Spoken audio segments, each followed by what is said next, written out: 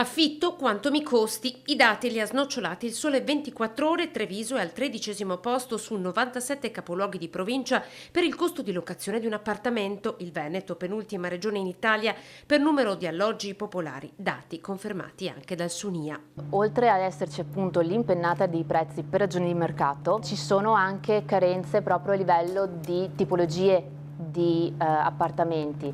Adesso trovare 2 camere, 3 camere non è, cioè è molto difficile trovarli. A far schizzare in alto i canoni di locazione la riduzione della domanda, centinaia gli alloggi chiusi o impiegati nel mercato degli affitti brevi, e la misura del bonus 110 che, riqualificando le case, ha ritoccato al rialzo anche gli affitti, creando non pochi disagi agli inquilini. Alcuni inquilini hanno ricevuto le disdette perché il proprietario voleva Certo. approfittare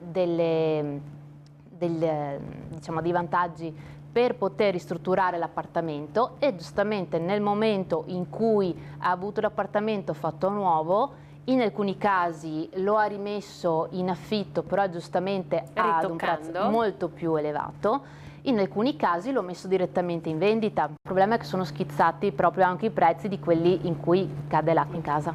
Appartamenti che con il 110 diventano investimenti, andando ad impoverire gli inquilini. Aumenti Istat, denuncia il Sunia, caricati sulle spalle degli inquilini nonostante gli stipendi medi siano rimasti quelli di sempre.